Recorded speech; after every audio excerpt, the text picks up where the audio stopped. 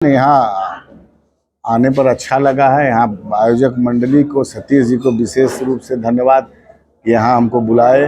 और यहाँ आने से कम भोजपुरी के एक एक से महारथी लोग, कलाकार लोग हैं, आपके बगल में सब लोग बैठे हैं। कम से कम उन लोगों का दर्शन करने का सौभाग्य मिला। और निश्चित रूप से भोजपुरी भाषा के बढ़ावे में इन लोगों का बहुत बड़ा योगदान रहा है। और निश्चित रूप से जितने भी कलाकार से आज मुलाकात हुई है, देखने को मौका मिला है, ये भोजपुरी के शुद्ध विकृत रूप वाले नहीं हैं। और इनमें से उम्मीद भी है कि भोजपुरी का जो गौरव है उसको ये लोग बनाए रखेंगे।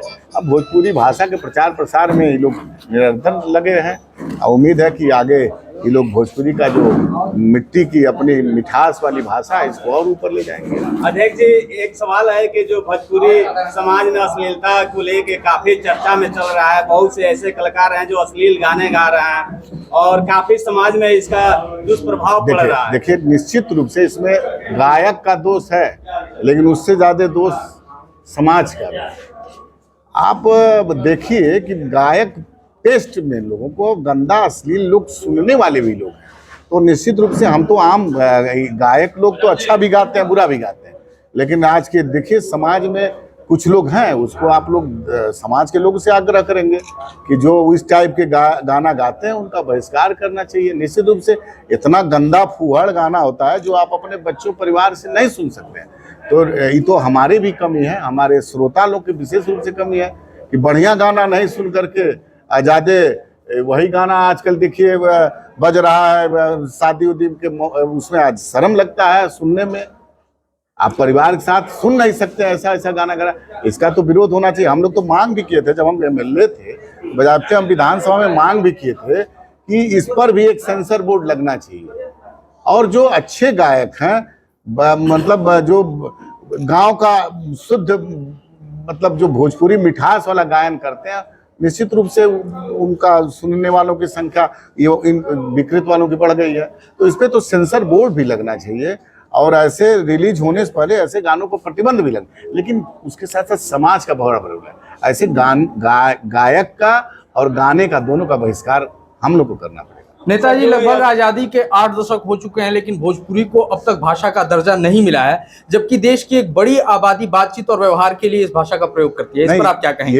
ये तो हम लोग मांग किए हैं कि कम से कम 8वें में डालना चाहिए।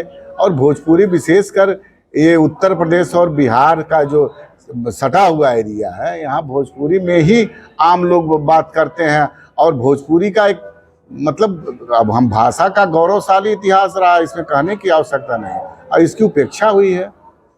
आप देखिए सब भाषा का हो रहा है, उत्थान हो रहा है, लेकिन हमारे यहाँ भोजपुरी, इसमें कुछ कमियां हम लोगों की भी है जी। सरकार की तो कमी है ही है, लेकिन भोजपुरी अब हम लोग क्या बताएं। अभी बात कर ही रहे थे पत्रकार साहब कि कुछ ऐसे भोजपुरी के गायक हैं जिसको सुनने के बाद आप अपने परिवार बच्चों के साथ नहीं सुन सकते हैं।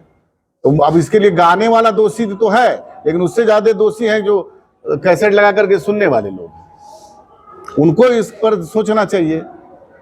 भोजपुरी को भाषा का दर्जा हम तो स्पष्ट कहेंगे कि सरकार को विशेष ध्यान रखना चाहिए। सेंसर एक सरकार को बोर्ड बनाना चाहिए। भोजपुरी ऐसे जो अश्लील गीत है उस पर तुरंत रोक लगना चाहिए और उस पर कड़ी कार्रवाई भी होनी चाहिए। और भोजपुरी के जो गायक हैं उनका उत्थान में भी सरकार नहीं मदद करती है। आज के डेट में देखिए, बिहार सरकार भी मान लीजिए पर्यटन के तहत बहुत सारा कार्यक्रम होता है, लेकिन हमारे मिट्टी के जो बाहर जाते हैं, विदेशों में जाते हैं हमारे भोजपुरी के कलाकार, वहाँ उनकी लोग बुलाते हैं, सुनते हैं, लेकिन अपने प्रदेश में सरकार जो कार्यक्रम करती है जो वो नहीं उन लोगों को उतना तवज्जो देती है। ये भी दुर्भाग्य है। अध्यक्ष जी, भोजपुरी को भाषा का दर्जा दिलाने की लड़ाई में सड़क से जो सदन तक लड़ाई चल रही है, लोजपा का क्या स्टैंड रहने वाला है? लड़ाई देखिए कहाँ लड़ाई चल रही है हमको तो नहीं पता है। लड़ाई इसका कुछ नहीं चल रहा है। आप बोल रहे हैं चल रहा है, निश्चित लोजपा का नहीं है।